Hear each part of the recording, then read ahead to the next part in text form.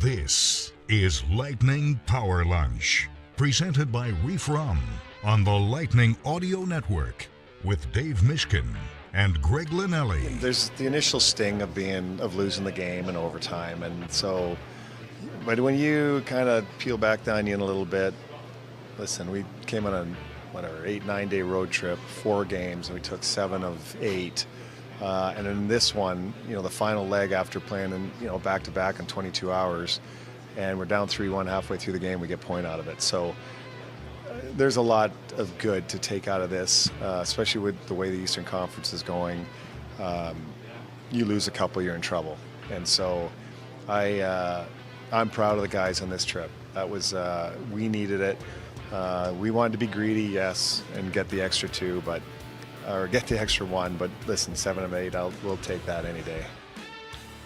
Yeah, I think you take the positives, and that's what those were on this road trip. The Lightning now come home for a bit, and the stretch run continues, but the Lightning have bettered their position in the standings. We'll take a look at the standings later today. We are taping. It is Power Lunch on Lightning Radio. Greg Linnelli with you.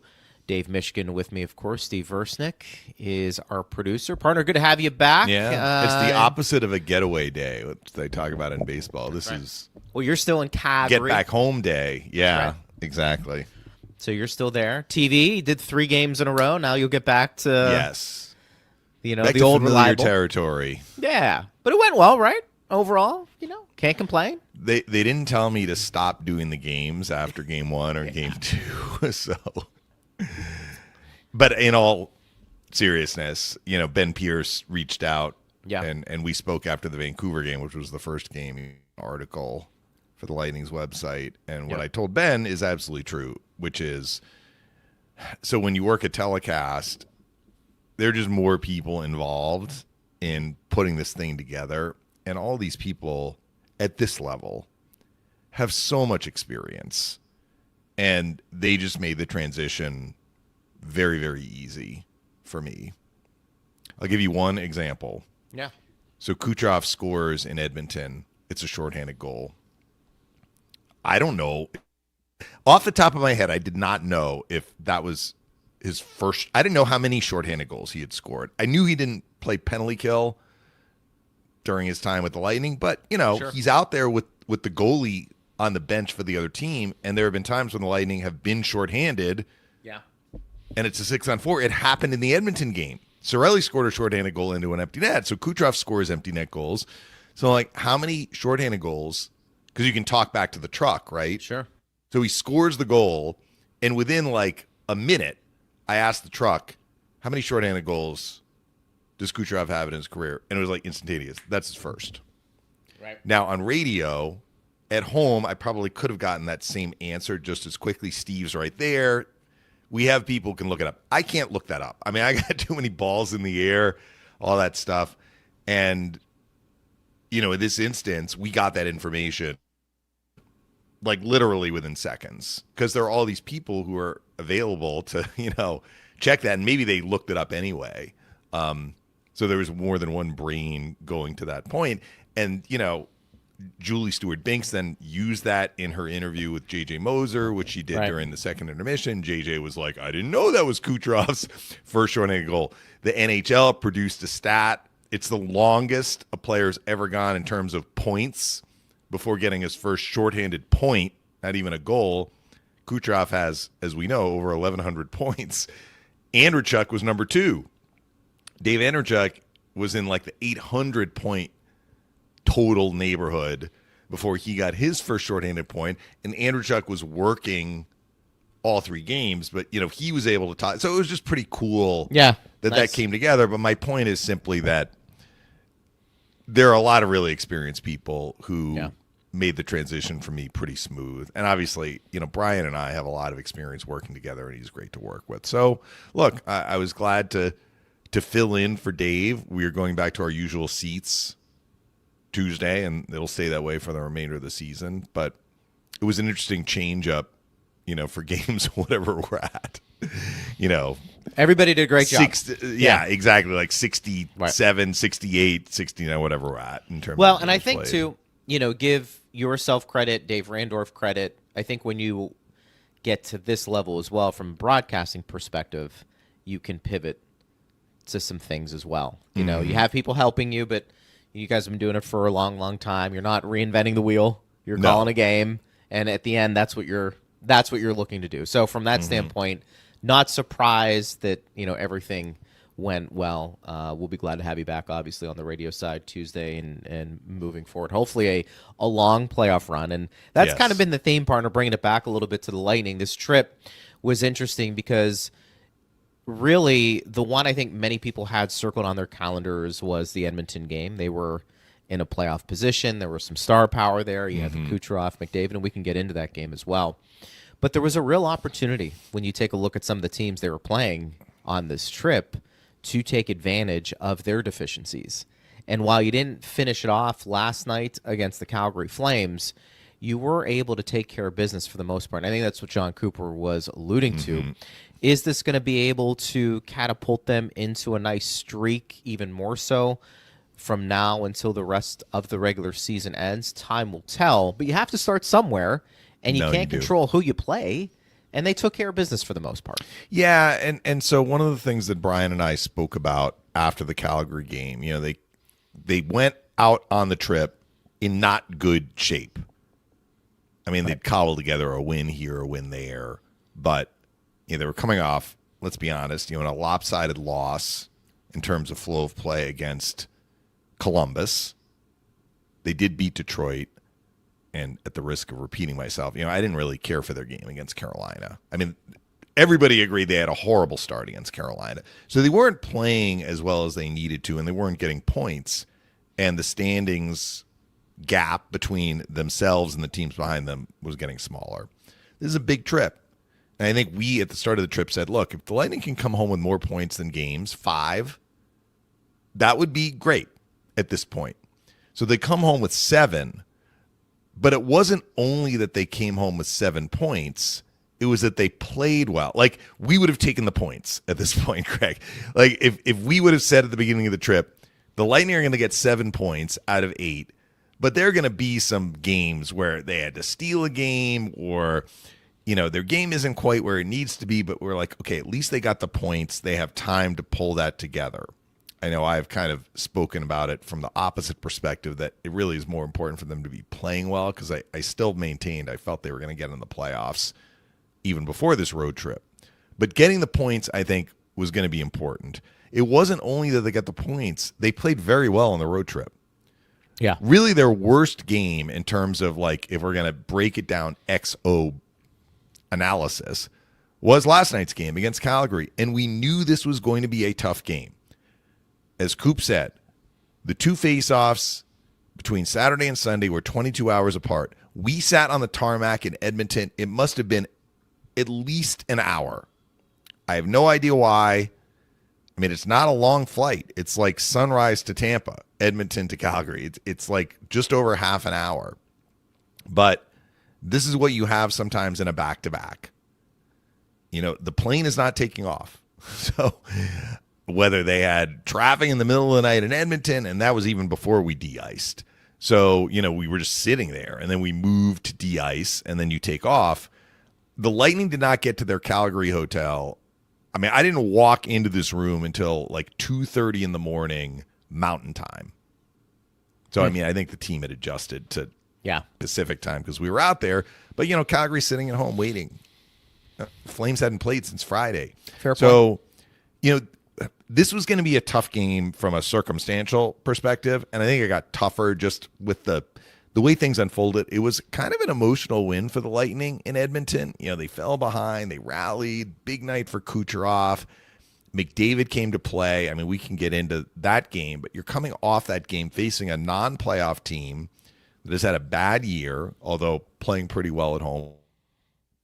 Flames compete. We saw that in the first meeting, Greg. The Lightning jumped out to a 4-0 first period lead. It was 4-0 going into the third. The Flames scored. This is the game in Tampa. The Flames scored early in the third and pushed and pushed and pushed and pushed and pushed. I went back to look at the box score because I was like, let me refresh my memory in advance of yesterday's game. I went back and looked. The Flames outshot the Lightning in the third period of that November meeting, 18-5, I think it was. Kucherov scored late. The final was 5-1. You're like, Lightning won easily. The Flames didn't give up in that game. You know, they were down 4 goals and they were down 3 goals. They kept push, and pushing. So this is their mentality. So you knew that they were going to bring their work boots.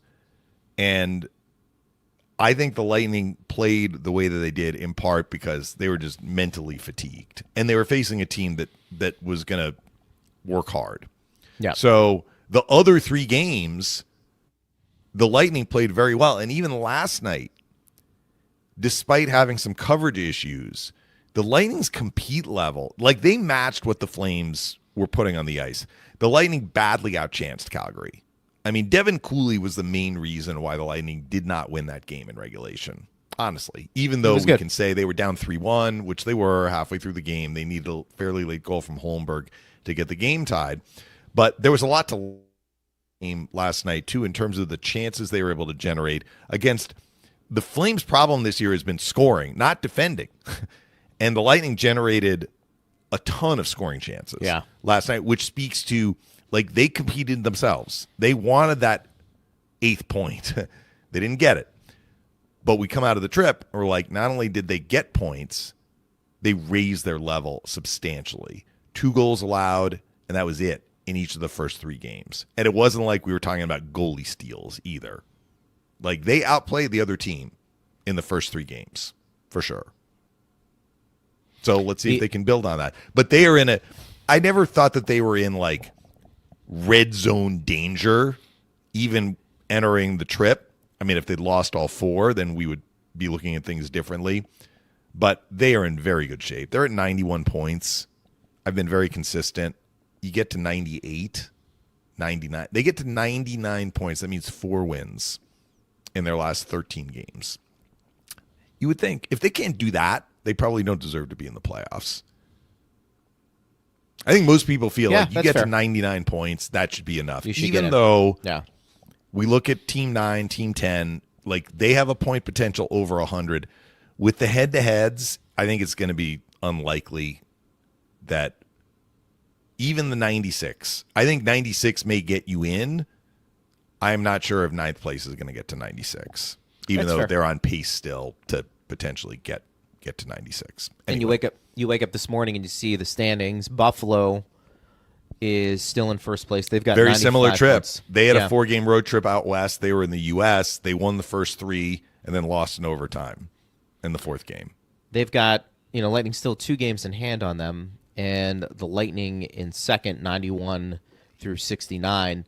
And then Montreal at 86 through 69. So a little bit of separation there with Tampa Bay and Montreal. And people are going to start looking at matchups too as you get a little closer to the postseason and look at that 2-3 matchup. Or if you win your division, what does that look like when it comes to the wild card right now? It's shaping up to be a pretty impactful. Heck of a race in the Metro too. Yeah, I was going to say that's got separation, but you got 2, 3, and 4, which 4 was out of the top 8 and now into the top 8. Yeah. Because the Islanders won a head-to-head from Columbus. But that's what I'm saying. We're going to see these head-to-heads. Not all of them are going to go to overtime, certainly. Teams behind the Lightning are going to lose. Just because they're playing another team that's right behind the Lightning. 100%. So, that game, too, and we can talk about Calgary a little bit more. We can talk about the road trip, whatever we want to get into, really, and look ahead to the homestand coming at Bolts Radio if people want to get involved in the conversation. I made the comment to partner about Kucherov's performance against the Oilers, and unfortunately, sometimes when you have a player who is fighting for a seat at the table, so to speak, with Connor McDavid and Nathan McKinnon about maybe being the MVP of the league, it's almost those head-to-head matchups that a lot of people are going to look at. And it just so happened that late in the season, McDavid and Kucherov, 1 and 2 in the scoring race, met. And whether you agree with it or not, sometimes you need those signature moments. And you wonder if collectively, while there was a surge, I think, developing for Kucherov and what he meant and what he means for this Lightning team and being the MVP of the league, I do think a moment like that against Connor McDavid is pretty impactful. And I don't know if it does enough to get him over the hump. There's still a lot of game to be played, but that was a signature moment. You mentioned, what he was able to do shorthanded, but the points, and I think people were able to see it firsthand what he was able to do in that market. You're talking about the Hart Trophy, and correct. We have mentioned this. Writers vote on the Hart Trophy. So if you are a writer, even if you are a national writer, it is very hard to watch every team. So, you're aware that Kucherov is where he is in the scoring race. Right. But you may not be watching him play night in, night out. What you are aware of, though, are some of the notes you read. If you are a writer, you read the information that the league produces. And pretty much, through this road trip, we were getting a steady diet of these, and I will use this word, incredible stats from Kucherov. Stats that, we really don't see in a generation. I mean, when you're talking about Kucherov is one of 3 players to accomplish this feat. Wayne Gretzky and Mario Lemieux are the other 2. And, oh, by the way, Kucherov is one of 3 people to accomplish this feat. And, yes, Wayne Gretzky and Mario Lemieux are the other 2. So that gets on the radar of writers. And yeah, I think the head-to-head mattered. I mean, it was, at least in Canada, a national broadcast. It was the back half of the Hockey Night doubleheader. You had McDavid coming in at 115 points, Kucherov coming in at 114 points, and in the mano-a-mano, if you will, Kucherov won the mano-a-mano because he finished with 4 points and McDavid finished with 1. But it wasn't only that Kucherov for the scoring lead, which he added a point to his total in the Calgary game last night. I mean, the stat that just keeps jumping out is on December 23rd, Nikita Kucherov was 22 points behind the scoring leader. And now he has a 3-point lead. So it's not just that he has produced a lot of points. It is also that, ultimately he has gone on a run that is extremely rare in the history of the NHL. Like, you have to go back to some of the greatest point producers in the history of the game. And really, we're talking about like 80s and 90s, Gretzky and Lemieux, to see comparables for what Kucherov has done. That will get on the radar of the writers. And be like, well, it's a 3-way race for the scoring title, but look at what Kucherov did since December. I think that will play a role. And the Celebrini talk, the Sharks have hit a slump. I mean, they still have a chance to get in the playoffs, but as they have slowed down, I think that will slow down the talk too of Celebrini for the Hart Trophy. I think he deserves credit for the season that he's had, and he will get votes. I mean, you put the top 5. Celebrini will get votes. But if the Sharks miss the playoffs, there's no viable path in my mind for Celebrini to win this award. So you got the 3 scorers, and maybe writers will put other guys that I'm not thinking of right now.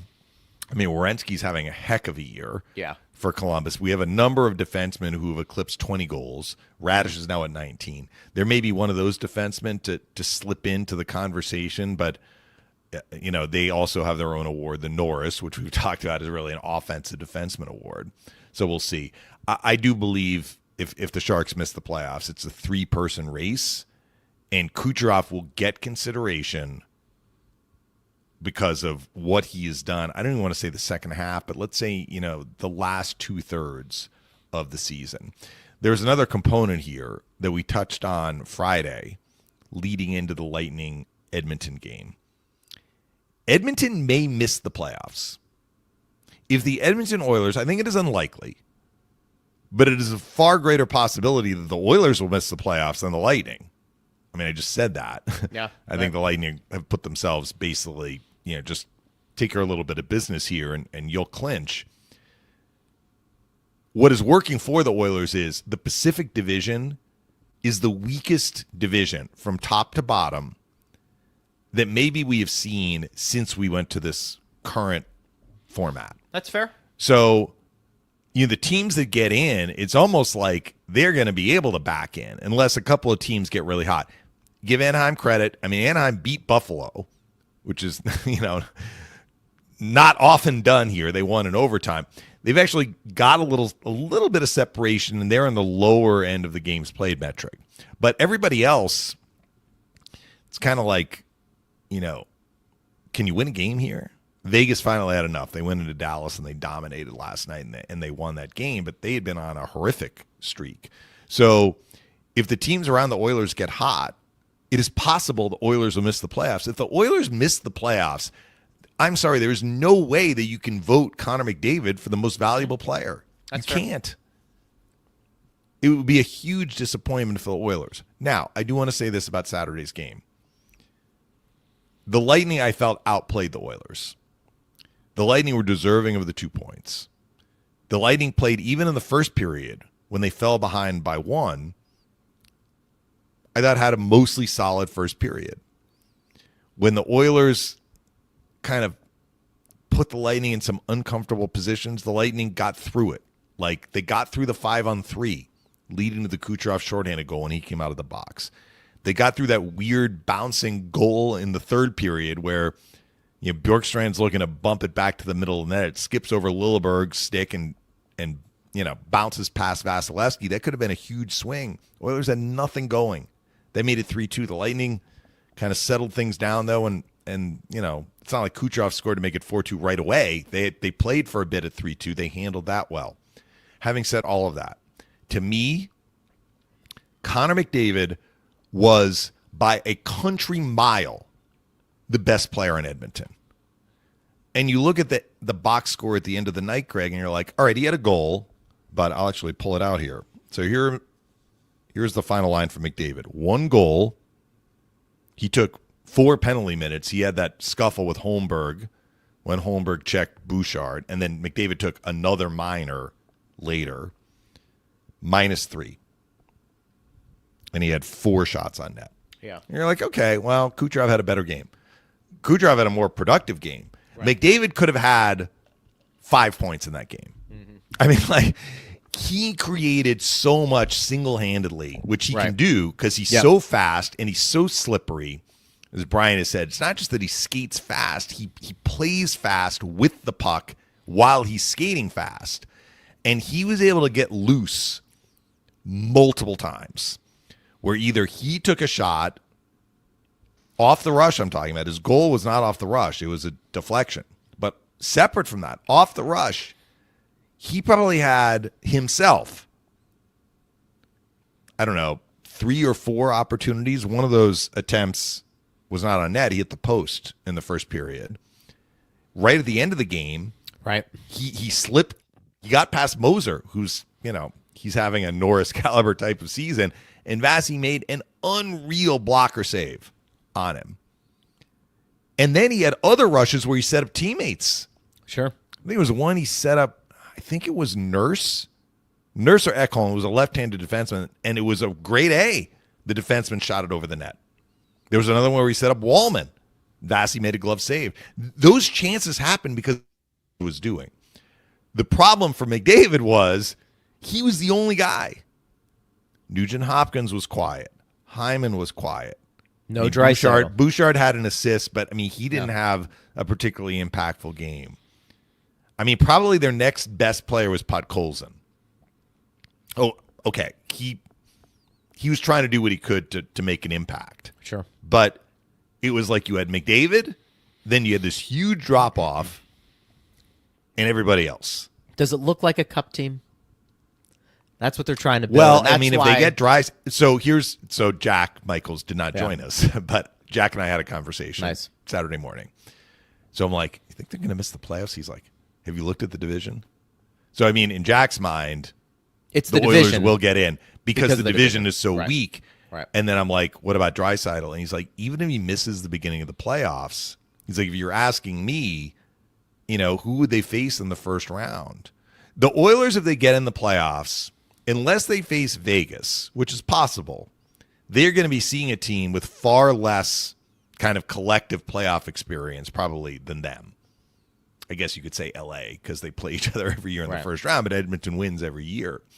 So his feeling was like they wouldn't be seeing Dallas in the first round. They wouldn't be seeing Colorado in the first round unless somehow they fall in a wild card too, but that's not really his mindset about where he sees the Sure. Oilers. He thinks they're going to eke in and then they're going to get a less rigorous matchup in the first and potentially second rounds, and then at some point Draisaitl comes back. But even with Draisaitl this year, he got hurt fairly recently. It's not like the Oilers are, tearing things up. They're at 77 points. If they were in the East, they would be out of the playoffs. So it's more about circumstance than it is their play. But what we saw last year from the Oilers, they didn't start the playoffs well, but they got rolling. They got healthy. Yeah. They got rolling. And they took off. And I think, if you have two of the best players in the world, and if we want to include Bouchard, who is an elite, high-end defenseman, I mean, it can happen. There are a lot of teams in the West that can't boast a lineup with McDavid, Draisaitl, and Bouchard alone. And they have some proven playoff performers as well, notably like Hyman, who tends to have very good playoffs. Yeah, he's a good player. Where does he come down on this goaltending carousel? Is it we sold on Connor Ingram, or is it what he told me, and I don't think I'm sharing anything that Oiler fans were, he would be out of balance to say. Do they want Stuart Skinner back? So he said last season during the regular season, Skinner was in net. They played the Panthers in Edmonton. This is after the first Cup final. Yeah. The 7-game series where the Panthers won. So they have their rematch last year in the regular season. They actually just played the Panthers at home. And the Panthers beat them 4-0 before the Lightning came in. This is the previous year. Skinner's in net, and the Panthers won 6-5. And in the postgame comment, Skinner said, maybe not quote unquote, but the spirit was, well, that's a team that knows how to win. And apparently that did not sit well in the Edmonton room. Because it's like interesting. You give 6 goals. Yeah. Right, sure. I mean, we could have won the game 5-4. Like, they know how to win, So there was a little bit of a, I don't know. I mean, we don't hear about this a lot. Yeah, right. In Tampa, but in Canada, everything is under a microscope, right? So that comment from Skinner got a lot of attention, and according to Jack, like, it had an effect. And who played much of the playoffs last year? Not Skinner. It was Pickard, if you remember. Sure. And the Oilers played better with Pickard in the net. And they traded Skinner to Pittsburgh for Tristan Jarry, another playoff performer who's shaky. Compared to Skinner, has had more injury problems. Yeah. So, I mean, Jack mentioned that. So it has not gone well for Jarry. But he's like, it was kind of like the Skinner run had come to an end. Gotcha. Part of it was just that comment, honestly, had an effect. Remember Skinner, wasn't he a Calder finalist? Yeah. Not that long before, because he was an older guy, but he was not, he had not been in the NHL. So he was eligible for the Calder. So, look, I think he's done okay in Pittsburgh. I mean, Pittsburgh is still, very much in contention. But Jarry has gone to Edmonton and has lost the net. Yeah. It's Ingram. It's Ingram's net. So I think that is an ongoing situation. But, I mean, the Pacific Division, Seattle can't get out of its own way. L.A. got a point with an overtime loss, but L.A. can't get out of its own way. San Jose has lost, what have they lost now? 4 or 5 in a row in regulation, something like that. So, I mean, it's there for the taking for some of these teams that were out of the playoff mix. San Jose have lost 4 in a row in regulation. The Kraken have lost 3 in a row in regulation. Yeah. The Kings have just 4 wins in their last 10. And Nashville, which has just been okay, although they won 4 in a row, they've now moved into wild card 2. So you have 5 teams from the Central, in playoff position. Yep. In the West. So if one of these specific teams can figure it out, other than Anaheim, which is, let me look at Anaheim's last 10, let's say. They're 6-3-1. So, I mean, they're doing okay. They have a 2-point lead on Vegas with a game in hand. And maybe more importantly, they have a 9-point lead on LA in 9th place. So I would say of those teams, Anaheim is in pretty good shape. I mean, it would take quite a collapse for Anaheim to miss the playoffs at this point because they would have to get passed by 3 Pacific teams. But the rest of the division is just bumbling along. Sure. I mean, what did McDavid had some comments post game, and he called it a pillow fight in the Pacific Division, and he also made a comment really complimenting the Lightning and complimenting John Cooper that everything under a microscope in Canada. Right? He's like, he was asked about the Lightning, and he's like, they play their system. I'm paraphrasing, but he's like, they play their system to a T. They're very well coached. And so I thought those comments were very interesting. At first, by the way, I thought it was AI generated because I was like, wait a minute. Did he really say that? Like, what is he? If you were asked, like, what did the Lightning do well, or what did you think of the Lightning? He gave an honest answer. He's like, they're very well coached. He's played for twice now. Sure, actually 3 times. If you go back to the what was it, the 2016, North America, like when he was a younger guy, Cooper was on that coaching staff, but Cooper's been a head coach for 4 nations and for the Olympics. Connor McDavid has played under John Cooper. He likes John Cooper as a coach, clearly, and he respects John Cooper as a coach. He was asked a question about the Lightning in a game in which they outplayed Edmonton when Edmonton had a ton to play for. And they outplayed the Oilers, as I just said, and McDavid agreed. And he's coming off a game where he did everything he could to elevate his team in that game, and they still lost 5-2. He's asked about the Lightning, and he's like, look, they play their system to a T. Everyone's where they need to be. They're very well coached. Everything we're not. Everything we're not. But that's how I would take it. But there is that implication. But if you're asked the question, what's he supposed to say? Well, he gave an honest answer. I understand. I think. I'm kind of like, did they really have to jump on him? Well, I mean, maybe he is implying that, and then he was asked about the Oilers coach, and he's like, well, you have to talk to Knobloch. He's like, I think sometimes we play to our system. Well, there you go. Not at their level. Yeah, I would. In the playoffs the last 2 years they did. Yeah, I mean, they got to the final 2 years in a row under Knobloch. Tampa Bay is one of the best organizations. They are up and down. This isn't a surprise. They are what they are. I think the other thing, too, the part you have to mention with McDavid is just his contract out there. And to your point, if they don't make the playoffs, it's going to be a hard sell to keep this guy. And that's unthinkable because of how great he is. But there's a real chance that it's like, I signed this little bridge deal. There's a little bridge deal here. I thought he signed a 2-year deal for some reason. It was a 3-year deal. Yeah. It was a 3-year deal. So he has 2 years left. So this talk will be suspended until July 1, 2027. Yeah. That is the first day that he could theoretically sign an extension. This will get very heavily examined under a microscope. It will. But there's a lot that can happen between now and then. There is. You're right. There's a postseason this year, and there's a postseason next year when he's going to be a member of the Oilers. Let's put it this way, and you know how I am with like athletes and coaches. I like when they speak their mind, but there's like sometimes hidden messages when people were talking. That caught my attention. I was just like, that was interesting. It's almost like what he didn't say. Right. Look, okay. He's a I smart saw guy. I saw it written. I didn't actually see him say it. And maybe you're right. Maybe it was kind of a backhanded dig at his own team. But when I just read it, I'm like, he's complimenting a team that just beat his own. He definitely complimented his team. The other team. He complimented the other team. The other team. You mentioned McDavid and the skill set and one of the big plays in that Edmonton game. You mentioned the Kucherov goal, but how about the play that Lilleberg made? To knock him off the puck, which is McDavid's super trying hard to do it himself again. I know. I mean, that's just what. That's part of how he plays. But that was a heck of a separate the guy from the puck hit by Lilleberg. I mean, even if he's trying to do everything, it's hard. It's hard to line him up. He's so elusive. He's so fast. Lilleberg, to his credit, it was interesting to hear Rob Zettler. I think you were. No, I'm sorry. Zettler was in the intermission with Randorf and Chief, and this was yesterday. And they were talking about the Lightning defensively, just maybe weren't where they needed to be.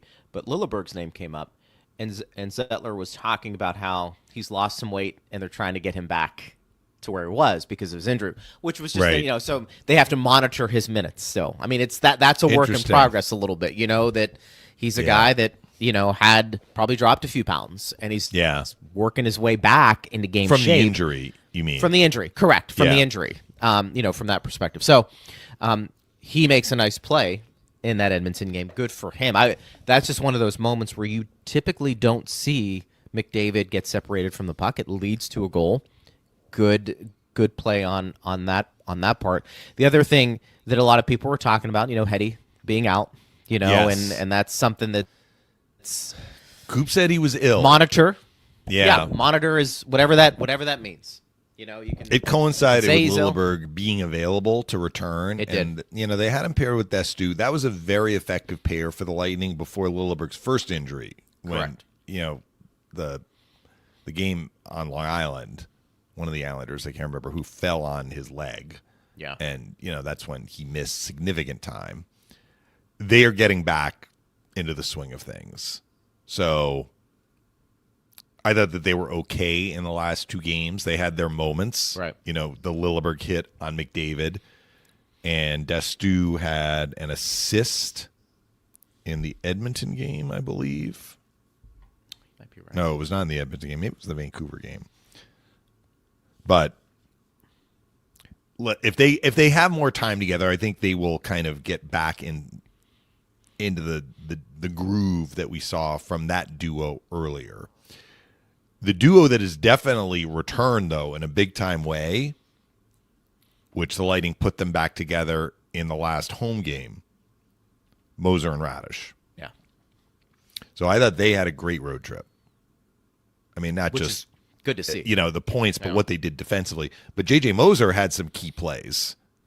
He had the pass to Kucherov on the shorthanded goal, right? Great pass. Yeah. Yeah. And then he followed it up. He had another point last night. Mm-hmm. And, Radish didn't go on a crazy tear, but, he scored a couple of goals on the road trip as well. He's up to 19 now on the season. But that is going to be important. I talked about the importance of the Gord line rediscovering their form. I thought they had a good road trip. In some ways, their best game was the game last night, and Holmberg scored a huge goal to give the Lightning a point. He's got 10 on the year. Good for him. Right. I really, really liked their game against Carolina. I thought they were the Lightning's best line. They were not the Lightning's best line through the trip, maybe until last night, because we had the Hagel, Cirelli, Kucherov line going like bananas, right? They had 28 points as a trio through the first three games of the trip. But the Gord line did well. They didn't have any bad games in there. And it was really last night you saw them do what they like to do and what they need to do to have success. Certainly in the first period. And also, I thought in the third, the second period had a little bit of a wide open feel to it, which doesn't suit the Gord line. The Gord line is going to be at its best when it's just cycling in the offensive zone. But I thought they had a very good game in Calgary, and they had a strong road trip overall. So how that line goes is going to be important for the Lightning down the stretch in the regular season into the playoffs. And if we see Moser and Radish reunited, which they have been, as a pair, how they play as a pair, because really you're really talking about the top pair for the Lightning. I know you have McDonough and Chernak, but Moser and Radish play a ton. And I thought they acquitted themselves really well during the road trip. You know who's been quiet? And I think it's the line has been quiet. Nick Paul's been quiet. And I know he's working his way back. What did he miss? 11 games again. He's missed a lot of tough time. Year. Yeah. But what I'm just not noticing a ton. And he's on a line with Bjorkstrand and Perry. Mm-hmm. I feel like that line's been quiet. Perry came back. Comes over. They did not have an impactful game last night for sure. Yeah. They were out on the ice on the Morgan Frost goal, which Coop put them out. The Lightning gave up a goal to Olofsson. He put out Paul's line. You want to push back on the next shift. Mm-hmm. And instead they gave up a goal, 27 seconds later. And, the Lightning had some coverage problems last night, which to me, because we didn't really see that as much earlier in the trip. So that to me was mental fatigue. They were just a little bit off and the Flames took advantage. Credit to them. But on that one, you had two guys go to Coronado on the side, leaving the middle open for Frost. We saw that, Backlund's goal. Nobody's over on that side of the ice where Backlund, has all day to stroll to the circle, and he makes a great finish. And then on the first goal, Olsen is left. It's not quite the middle of the ice, but he's a lefty shot on the right side of the ice. So it was a prime scoring area for him, and he can shoot it. Like during his NHL career, that is the one thing he can do more than one thing. His greatest strength is his shot, and if you're going to give him time to dust that thing off and rip it, he can pick spots, and that went off the inner bar and out. That was a great shot. So the Lightning had some breakdowns, right? But Paul's line, that was an important assignment, and the Lightning gave up a goal on the shift after they'd given up one, which was a problem during their struggles right after the break, where they're giving up goals in bunches. But I'm not disagreeing with you. I think Paul, hopefully can use these last, whatever, we're talking about 12, 13 games in the regular season to get into more of a rhythm. But it's not easy. He missed time. He missed training camp. He's had a variety of issues that have, pulled him out of the lineup, got hurt in the Stadium Series game. He hasn't gotten into a rhythm at all this year. No, and I think a lot like Hetty, but name another player you feel like has had an inconsistent year, mainly because of injuries that have led to production being up and down. I do think once you get to the playoffs, there needs to be a reset. I think I mentioned this about Bjorkstrand too. Sure. Bjorkstrand, for as much as we want to talk about, he's contributed to the power play. He's at 11 goals. This is a guy even on the years where maybe he's not producing as much, he's still hitting 20. Yeah. And it feels like he's going to have to go on a heater for that to happen. May happen. But there's 3 or 4 guys on the Lightning who I think because of either inconsistent play in general or injuries that have allowed for the inconsistent play that are going to need to do a major reset. And I think Paul was going to be one of those because he can be an impactful player. Yes, he's big. We talk about a shot. He can win faceoffs, and he does have the ability to score some big goals. We have seen that. So they need him. Yeah. I mean, he's a big part of what they want to do, partner. And, whether he's on a second-line wing or whether he's centering the third line, whatever that is, Nick Paul is going to have a role, and he's going to have a say, I think, with this team in terms of how well they do. It's just been like a few of these guys, you're not noticing much. Probably tough to get in the swing of things here. And he's coming back at a time where everybody's fighting for a playoff spot. They're probably in tune to where their game is. I'm talking about just in general players this late in the season. And here's Nick Paul trying to come back from this injury and get up to speed. He's got about 3 weeks before the playoffs begin. Correct. If we're going to follow your line of thinking, he's got about 3 a reset in the playoffs. Yep. Hopefully he stays in the lineup, no more injuries, plays regularly, gets in the swing of things. If he stays with Perry and Bjorkstrand, they build chemistry as a line. Yep. And go from there. But we know how valuable he can be for the Lightning. We've seen it both in the regular season and the playoffs. But it's tough. He's a big guy. So when you're a big guy like that, he can get going in terms of his skating, but he is strong. He's got that great shot. But, he's had this last one, I think, was related to, lower body. I think that was what the injury was. So, when you have a lower body injury, it does affect your ability to skate and train as you're recovering. So he's going to have to work his way back into the swing of things during game action, essentially. It was a wrist. I mean, it was a wrist, the one during the summer into the fall that took him out, for the first month plus. Agreed. So that was more of some observations. The other thing, too, and I took some questions. I've seen some questions, I should say, about Johansson. And this came from Tim. He said, "I'm sorry, JoJo not good. Small in the net, but they didn't give him much help. Other goalie looks like an all-star." This was obviously a few hours ago during the game. We like Johansson. I think he made some good saves. I think regardless of how you get there, though, at some point when you're giving up that many goals, you do have to say, all right, I need to be better. I give up 8. He helped them get a point last night, Greg. He did. So if you were to ask me, assess the goals. The first goal and the third goal, those were great shots. I mean, they were. We have to give some credit sometimes to the other team. I just talked about Olofsson's ability to shoot the puck. That's off the inner bar and out, and he's wide open.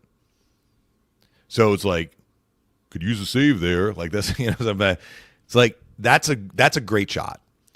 The Backlund shot, he slams that into the top of the net. Yeah. If you can fit it under the bar and you're shooting the puck that hard, you will score goals on goaltenders. You will. Now, the second goal, I mean, Frost is in a dangerous spot. That one was not, almost bar down. And the overtime goal was a weird one because Strome takes a shot. It hits Sorelli's stick and hits Johansson's glove and dribbles across the goal line. You want to say, it wasn't an easy save because it changed directions, but I didn't think Strome, hammered it. But this was a game which is weird for Calgary because they are a team that has struggled to score, but they've defended, I'll just say, okay this year. This one was a game last night with lots of scoring chances at both ends. I thought the Lightning had more than Calgary, but Calgary had enough that they could have, won the game in regulation. So could the Lightning have won the game in regulation. Cooley had to deal with more than Johansson, but Johansson made some saves. There was one. Who did he stop? Was it Strome? It was in maybe Coronado. The puck came right in front. The guy was in alone. It was 3-2 at that point, and Johansson stopped him. I mean, the guy went 5-hole. Mm-hmm. I think Johansson got the pad down.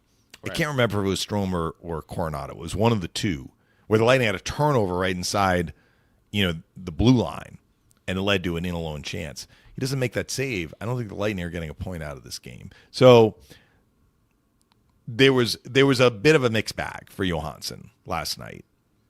But again, I actually think he hasn't played a lot. It's the second half of a back-to-back. These are the straws that he is getting as the backup goaltender. And that's it. But you're looking at some of these lopsided numbers. And again, I'm not putting all of the blame. It's just, again, the stats are what they are. And he would probably look at this and say a save percentage under 90 is not acceptable for me, even though I'm putting in these difficult circumstances. I mean, the Buffalo game, 8. The Carolina game, 5. The Columbus game, 6. Now, look, we can get into the different circumstances of those games, of those specific teams. Those are really good teams, as we know. So I get it. There's some extenuating circumstances with Johansson. He always doesn't get the best in terms of maybe his team defending in front of him because of those circumstances. I'm just pointing out, I think, for him, we've seen since he's been a member of the Tampa Bay Lightning, I think he's been good for sure. But it's at some point you want not to give up 8 goals or 6 goals or 5 goals. And I think that needs help from his team. Let me ask you, Greg, how many games is he going to get down the stretch? The Lightning have 13 games left. Only 2 back-to-backs. And one of those back-to-backs is home. But I do think they'll split. Would you say max he gets more 3 than or 2? 4? Yeah, I was going to say max 3 or 4, depending on the end of the year and if they want to preserve a Vasi a little bit more that we've seen. Look, actually, his numbers are kind of in line right now with where he was the first 2 years. He had an 890 save percentage his first year, 895 his second. He's at 883 right now, so a little bit down. The goals against right around where he's been. So I acknowledge that. It's it might just be some of these really crooked games that he's unfortunately been part of that maybe are out of his control. I do think that's fair. It was just something that I saw that a little bit last night, and I figured I would bring it up. Obviously, I'm not going to lose sleep over it. And you're right. He's probably not going to be playing that much towards the end of the year. So they may give him more than, you said 3. If the Lightning can take care of business here in the next week and basically get to the point where they've locked up a playoff berth, I don't know if that's going to happen so quickly, but if they can manage things down the stretch, we'll see.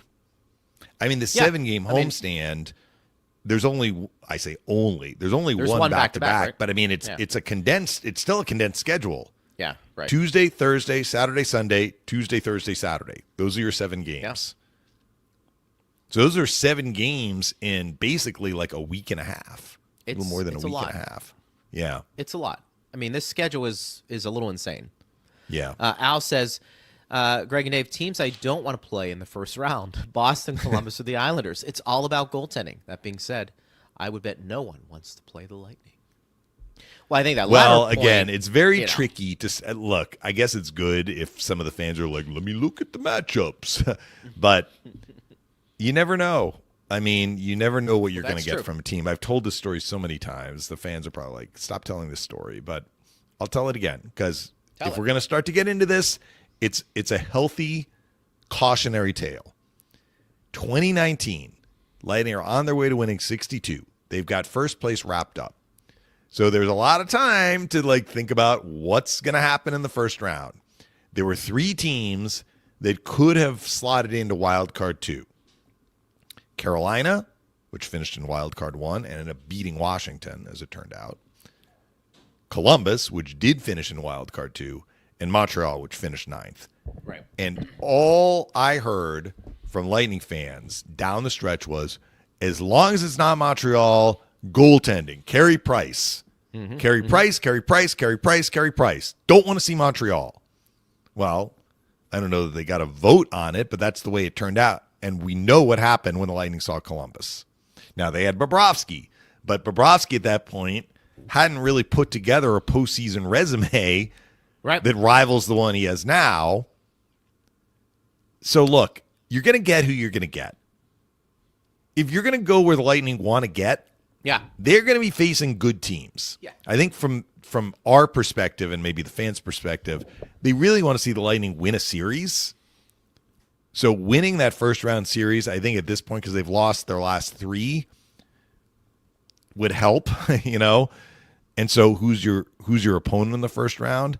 The bottom line is this conference has played so well.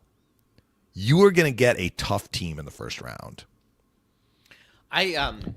I really have stopped looking at matchups a long time ago. I think there are teams that can make you a little more uncomfortable early on that you'd rather face later. Regardless of where the Panthers finish, do you want to play them in the first round? No. If you can delay that a little bit, that would be great. And then there may be a team that you wouldn't think is going to win the Stanley Cup, but if you're like, they just, based off of what we saw in the regular season, it's a tougher matchup. I can acknowledge that. But for the most part, I agree with you. All of these series are going to be really hard. And every team's going to have a game breaker for the most part. And the X factor is when a team is clicking. Yeah. If a team is ready to rock and roll, and we were just talking about the Edmonton Oilers. If they find your groove, it almost just doesn't matter. Last year, they found their groove in Game 3 of the playoffs. They lost the first 2 rather badly. Yeah. They were on the road, but I think in the East, and we can make of this what we want, and ultimately some of these teams, may lose in the first round, particularly if they play each other in the East, and maybe, one of these teams I'm going to mention doesn't even get into the playoffs. But there are certain teams in the East that have been on an incredible run. Buffalo has been on an incredible run. That was the other thing Jack told me. He's like, Buffalo Sabres, they came in here in December. They were dead in the water. Jack, he's so animated. He's like, they were dead in the water. That was the game that turned things around for Buffalo. They won that game in Edmonton. I think it was in overtime, and they've been rolling ever since. But there's no question the Sabres have been, as much as we've seen hot teams in the league, there is no team that has played at a higher level for longer than the Buffalo Sabres, who have not basically taken a breath since the second week of December. So you have them. I think the Ottawa Senators, they are playing better than their record. Now, we saw them in the first game of the year when we haven't seen them since. There are 2 games left. Yeah. This is one of the teams the Lightning only play 3 times. It is unclear to me exactly why they are where they are, because I confess I was not really dialed in on them. I know Ullmark had the leave of absence. That may have affected them a lot. Did they have a stretch where they just couldn't find their way out of the weeds and they put themselves in a spot where they had to make up all of this ground? They are still on the outside looking in. It is hard to argue there are many teams playing better than Ottawa right now. They are rolling. And then we have Columbus that lost 1-0 to the Islanders yesterday, but that was just their second regulation loss since the Olympic break and since the first game out of the break. And under Rick Bowness, I think they've only lost 3 games in regulation. So you have 3 teams that are playing absolutely lights out. And then many of the other teams are doing well. Like, they're just not quite at that level. Does that matter? Is that going to matter once you get into the playoffs? If all 3 of those teams, Buffalo's going to get in, but if all 3 of those teams get in the playoffs, is it going to impact them positively once they get into a playoff series? And we're going to find out the answer when the playoffs begin. But, like, and you're like, I don't want to see this team. Like, what do we make of it? You know, if a team is just rolling and rolling and rolling and rolling and rolling some more, you know, they have an intimidating aura to them. But we also see a team can be rolling, kind of lose their way a little bit, and it can be difficult to get back on track. Right. We saw that with the Lightning coming out of the Olympic break. Anyway, I'm impressed with those 3 teams with good reason. I mean, the Lightning have seen Buffalo and Columbus multiple times. Right. You know, going back to January into February, they haven't seen Ottawa, but I've watched some of the Ottawa games, particularly when we're north of the border here. They are really playing well. Yeah. I would agree. What other questions can we get to? Hey, before we break, I just want to mention, because the Lightning of Minnesota coming in on Tuesday, we had a tragic death in the hockey community over the weekend. So a reporter covered the Wild for many years. Her name is Jessie Pierce. Right? Yeah. So I actually had an interaction with Jessie Pierce about a year ago. I'd never met her, and I didn't see her actually when the Lightning were just in Minnesota, you know, whenever it was, several weeks ago. But I reached out to some hockey people who, you know, I mean people who cover the sport, when I was looking to market my book, right? So she was one of the people I reached out to, and she said, yeah, I want a copy of your book. So I sent her the book, and, you know, she posted about it. She was pretty active on social media. We had a text exchange. She was very gracious, very friendly. You could see she had, like, through our communication, kind of a great enthusiasm for all things hockey, and honestly, you know, just seemed to love life. And that's what we hear about her. And I mean, this tragedy is so unspeakably awful. She passed away in a house fire with her 3 children who were, I mean, how can you even grade school age? Yeah. And so, I mean, to say condolences doesn't even begin to to touch the tip of the iceberg. And we heard a lot of people who covered the Wild who knew her personally, and she didn't just cover the Wild. I think she covered the Vikings too. She was active. She wrote for NHL.com. She had a podcast. You know, she was very heavily involved in kind of sports media in that market. Yeah. And, you know, her husband is, you know, he survived. I don't really know the details, but I mean, I can't even imagine what that must be. Nobody can. Yeah. Anyway, I wanted to acknowledge that my interaction with her, you know, which was way more limited than a lot of other people, but it was very, very positive, and it's just a horrible, horrible tragedy and a tragic loss. I think Mike Russo had something in The Athletic today about just the impact she's had with a lot of the athletes and coaches that she interacted with, and all of it was glowing in terms of just what a person she was. So that speaks to her character and the things that you just mentioned. So awful. It's just breaks your heart, you know. Yeah. It puts a lot of things in perspective. So I'm glad you at least brought that up, partner, here at the end. We will be back tomorrow live in this setting because we'll be breaking down a game. Got a long trip home later today. You do. Get a sleep. Should we try and get Joe Smith on? Would Joe Smith want to hop on? Is he? I don't know if he's going to be on the trip. I'll be at the skate tomorrow. I mean, if you see him, you know, slap him around. If you see, hey, Joe, hop on. You know. Yeah, the thing that we have sometimes, I sometimes with the people that are covering the visiting team when the Lightning are at home, their schedule doesn't allow them to stop by between 12 and 1, but Joe might be able to. Yeah, You never know. The Wild, it looks like they're going to finish in third. Yeah. Because Dallas and Colorado are. They both clinched. I mean, Colorado had Dallas within a point or two, and then yeah. Colorado won some, and Dallas lost last night to Vegas, which finally won a game. So, look, it's going to be a tough first-round matchup for Minnesota. They're not going to have home ice in all likelihood, and they're going to be facing one of those two powerhouse teams. But this is why they're a get good Quinn team. Hughes, right? That's why you get Quinn Hughes, yes. That's why you get Quinn Hughes, and you hope that right. you can figure it out. But we'll see how we'll ask whoever we get. If not, we'll talk more about it tomorrow on the show. All right, partner, safe travels back. Great job. Thank you. And we will talk to you tomorrow. Thanks to Steve Ersnick and everybody who listened. We appreciate you guys. We'll be back at it again tomorrow, noon to 1. I am Greg Linnelli. You've been listening to Power Lunch on Lightning Radio.